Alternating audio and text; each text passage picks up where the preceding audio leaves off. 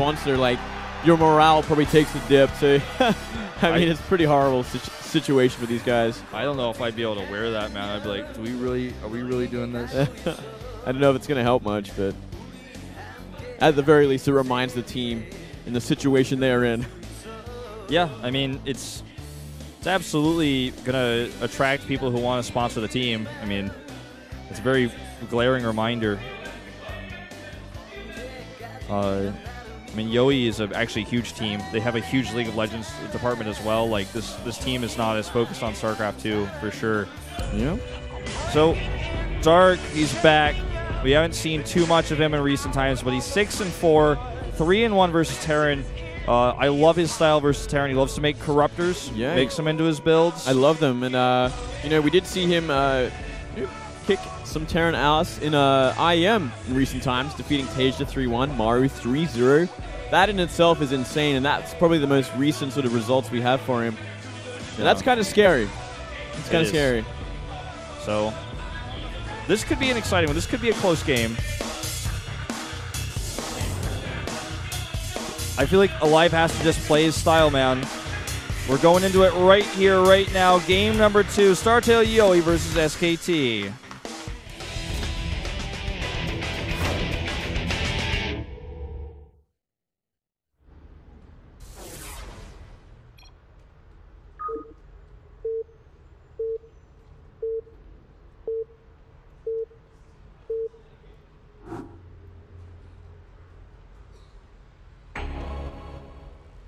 The top right in pink. It's aLive for StarTale-yoe. Down here at the 6 o'clock, it is Dark for SKT. T1 piping. That's exactly how they'd say it if they said it. So, aLive, big history on Fnatic. IEM 4 or 3 won? 4, I believe. He's a champion. He's been around the world. Was once one of the best Terrans in the world. It's been a long time since that, though, Wolf. It's been a long time. Been a long time. He's kind of disappeared for quite a long time as well. Yeah. He was on EG's roster, right, for EGTL last year. EG's been on Fnatic. I think he was on MVP for a while, then came back to MVP. He's been around. He's seen a lot of things. I mean, this guy is... he's definitely the type of player who could actually be a great coach one day. Like, okay, I've been on so many different types of teams. I've seen so many different types of environments. I was also a champion once. Like, the type of player who I feel like could give great advice. I've spent a lot of time with him, you know, outside of the studio as well and talked to him. And he is very passionate about the game. He loves the game a lot. And, you know, everybody has hard times in their career, and he's going through one. Yeah, definitely. You're going to see a hatch first from Dark. Standard sort of play. Let's see when he gets that gas timing on this map. Proxy racks used to be pretty popular, especially from Mario on this map. But they really have gone out of fashion again. They can still do work. I mean, they can still kill for sure. They haven't been nerfed or anything like that. It's just, it kind of goes in and out of fashion, in and out of the meta. Yeah, you know, I can't remember the last time we saw Proxy racks. It has been a while. And with that in mind, we are seeing a gas first from Dark into that 15 hatchery. Yeah, definitely going to give him a nice little gas greed lead. Yeah, get those speedlings out in the map nice and quick. aLive will scout this with the Reaper. You know, this type of matchup, like between these two styles of players, I feel like aLive has to have done his research in order to beat Dark here. What do you think about, like, the gas first here? I mean, do you think it's just Dark saying, I don't think you're going to proxy me. I think it's pretty safe these days. I think that's generally exactly, yeah. He's like, well, I've done my research, and you don't seem like a player that would ever sort of proxy racks. Instead, go for more of a standard sort of opening, and there play more of a normal game, perhaps. Though we did see him play pretty unorthodox last time against Losira, going for that heavy sort of Marauder style. But that pretty much could have just been because he did scout the roaches early enough. Sure. And this Reaper's going to try and do some damage, but Lings are out already, so you're going to be forced back. And let's see where Dark takes us from here. He is in a pretty awkward position to get a third base. He's going to have to get that middle base just above his main base, so it's kind of open to attacks. Can make things a little bit trickier. Spread and creep out there, a lot harder. Yeah. Reaper did get just 1 kill. Have a little bonus. But did see the gas. And Dark is just getting ready to see if the Reaper gets too greedy. He's also, aLive is poising around to chase Overlords out with those first Marines. Doesn't necessarily mean he's going to hide something, but always a nice bonus if you can deny an Overlord scout. See what he's got planned. I think we're just going to see him, I mean, based on the minerals, add a 3rd CC here, right? Okay. Yep, definitely. Okay, all right. And we are going to see that add-on finally on the barracks, so it will be bio after all. I kind of got curious for a second there, but you almost never ever see mech on this map. It is too open. The bases are too far away. It's certainly no Dead Wing where you can get a nice little 4 base going. Yeah. Yeah. Big swells of Lings from Dark, plus 2 more Overlords. We'll see supply blocks here, so ooh, nice catch. Think he's going to do a big attack here to try to force a lift? I think he will, and I think it's a great idea considering, look how open that natural is. There's 1 supply there, 2 Hellions are out. This is a perfect sort of timing from Dark. If he gets a surround on these Hellions. At least aLive was looking at that exact moment. He needed to be, but the Lings get inside the main base. Trying to line up the shots here. 2 more Hellions are on the way. He hasn't gotten much done just yet, in fact. Solid defense so far. 2 SCVs do go down. Yeah, not too bad, not too bad.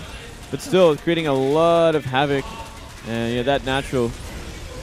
Few went down to that natural, so it's going to be really slowing down. But it doesn't look like he's actually going to get kills. Many more kills, and no Hellion kills at all.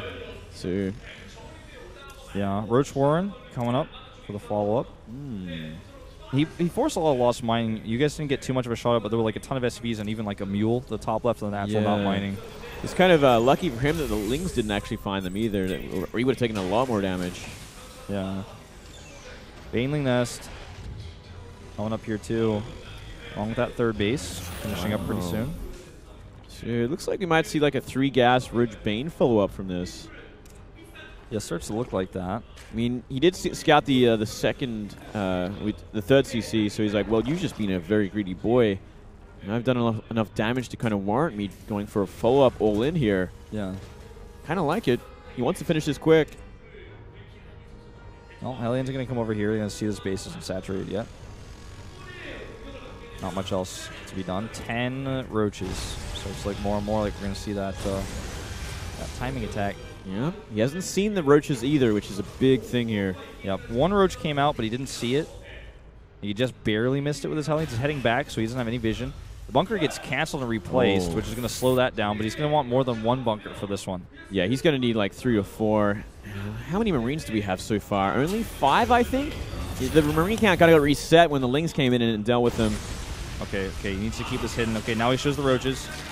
7 Banes on the way. 2nd bunker, he needs probably more than that. Like, I think a 3rd bunker is absolutely warranted at this point. He wants to kill these Banelings. He's going to get a few good shots off, but it's going to cost him a lot of his Hellions. That's going to cost him nearly all of them. It's not going to do enough damage. These Banes are going to get in. Yeah, I don't think that was a good idea. That was a horrible idea. Now he's going to lose the other 2. The bunker going to get crashed down. That wall's not even tight, I don't think. Okay, yeah, it is. Well, it doesn't even matter, man. It doesn't matter. And I think we might just see game from this. Looks like it. A crushing defeat here for aLive. The Bane's going to the Marauder, yeah. You know, whatever, dude. This game is over. He's gonna keep the dream alive, though. I mean, he's producing a lot of bio. If he can maybe hold the top of the ramp for long enough, maybe, but no. No, it's just he's dancing with roaches. He's just killing these units as they spawn now. SCVs come up the line. GG. Oh well. I'm getting some deja vu feels right now, Moonblade. I'm getting some nerd chills, Wolf. Oh, that game. No, dude, this is just looking like 2 one-sided matches back to back. Well, now it's going to be up to Curious versus Sorry to see how things end today on Expedition Lost. I think this is their best chance of getting a win. Maybe their only chance. Curious, can you do it? Yeah. Can you be the life for StarTale-yoe that they need? That's a question. Sorry is 1-2 in Pro League. Like, he hasn't played that many games. He's barely played any. Like, I can't remember his games at all. I looked at his like stats for like online tournaments even. Like, not that many. we have just not seen his TVZ anywhere. I mean, he's been on the SKT roster since last year. I mean, he's been on the team, and clearly he's got potential because other teams who've left the team have made a bigger mark than he has. But some way, somehow, Uwe must see some potential in him, must see some light at the end of the tunnel because. You know what? Maybe it could just be like, this team is not doing very well. Let's throw you out, get you some experience in the booth, help you grow a little bit while we can afford to, drop a game or two, or drop a game. Yeah. Still, they got a little bit of catching up to do. They obviously want to try and win this one and get to third position in the rankings. Yeah, you know what? This game is going to be a unique one, just simply because we don't know how Sorry plays it well, and neither does Curious, because Curious is, trying to study games of this guy, and there's just not that much out there to look at, in fact. So we are going to take a commercial break, though, before we go to that third game. I think it's going to be about 3 to 5 minutes, and we'll see you once we come back.